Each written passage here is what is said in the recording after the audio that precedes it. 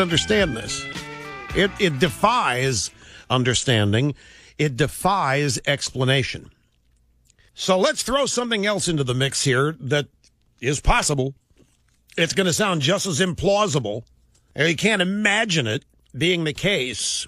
But what if, during all of this hellfire in Benghazi, State Department, the CIA station chief, sending emails, real-time video to the Situation Room in the White House. Within 2 hours of the attack, the White House knows it's going on, can watch video in the Situation Room, knows that a terror group is claiming credit for it, knows that it's not a protest, knows that it has nothing to do with the video. They know exactly what's going on and who's claiming to be responsible. They know that 30 Americans are under attack. They know that the attack went on for 7 hours. And nothing was done about it, and then a giant lie was constructed to say that it was a video in June, an anti-Muhammad video that had everybody riled up in the Middle East. And Obama told that lie, and his surrogates told a lie, and you know the drill. What if, during all of this, Obama just wasn't engaged? What do you mean by that, Mr. Limbaugh, the President of the United States not engaged? I know, folks, I know it's tough. Not engaged, just... have the do not disturb sign on the door. Just don't bug me. He's the president of the United States. Folks, you understand, he's the president of the United States. Everybody works for him. If he doesn't want to be bothered, they're not going to bother him. Somebody might try, but also, well, 3 a.m. phone call. Maybe nobody made the call. Maybe it wasn't a question of getting and waking up and dealing with it. Maybe nobody made the call. Maybe Obama was voting present. I'm trying to be charitable here.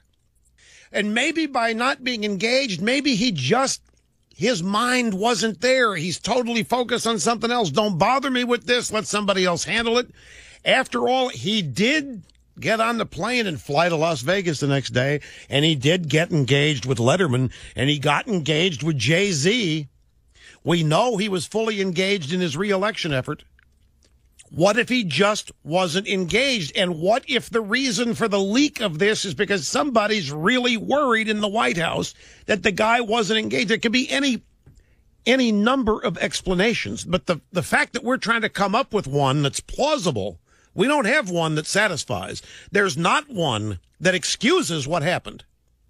There isn't one that justifies the lie. There is no explanation that does that.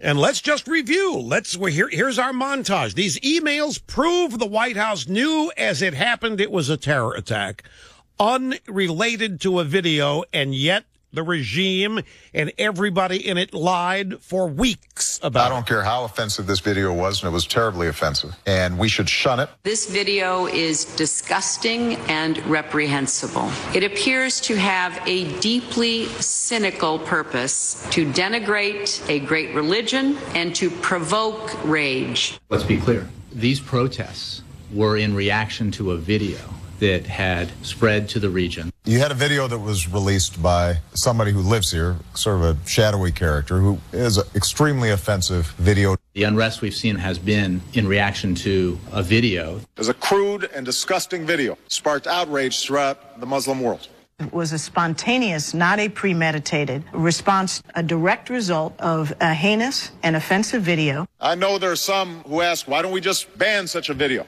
And the answer is enshrined in our laws. Our Constitution protects the right to practice free speech. By the way, it's bothered me. But to go to the United Nations and try to, knowing full well he's got an audience of dictators who are saying, well, if it's a guy with a video, why is he still alive? In their world, this guy'd be in some dungeon someplace or would have already been taken care of. And Obama, the world leader, says, why can't we do what you would do? Why can't we do what y'all do? Because of our laws. That just rubs me raw every time. It's almost like he's making a freaking excuse for not being able to deal with the guy. Don't blame me. I got a constitution here. It's in our law. That just bugs me. And the whole thing bugs me. Out there telling lies about this video. And don't forget this ad Obama and Hillary produced that ran in Pakistan. Since our founding, the United States has been a nation that respects all faiths. We reject all efforts to denigrate the religious beliefs of others. But there is absolutely no justification to this type of senseless violence. None. Let me state very clearly, and I hope it is obvious, that the United States government had absolutely nothing to do with this video. We absolutely reject its content and message. America's commitment to religious tolerance goes back to the very beginning of our nation. Jack and Jill went up the hill. Jill was a feminist. Jack went back castrated. What is she, talking to a bunch of 3-year-olds in Pakistan? Why can't we do with this guy what you would do? Because I am bound, I am shackled by a Constitution. It's enshrined in our laws. I can't kill this guy like you would. No, I'm joking. Anyway, the point, the possibility here is that Obama's not engaged. It just wasn't attached to this. Didn't want to deal with it. Back to the logical explanation. This can't be happening. We wiped out terrorism. I know people can't believe this. This is why I've always said, gosh, liberalism, just understand who they are. So much of your world would open up, and so much that seems perplexing would make sense. Well, Lyndon Johnson was a social liberal and so forth. These guys are radical leftists. They come from, liberal is actually not the right word. We're going to go for progressive, socialist, Marxist. These guys are statist, authoritarian type people, really more so than liberals. But it's still, the ideology is still a leftist ideology. Can you come up? I'm just trying to help people understand here. I'm coming up with possible explanations based on what we now know the facts to be. You got some better explanation. I've got 3 things here. Here we have. You got 3 and his administration are entirely over their head, so incompetent that it's corrupt, or 3, they're big liars. Just everything lying through their teeth. Everybody, or Obama's making them lie. Somebody doesn't want to lie, though. Somebody leaked all this.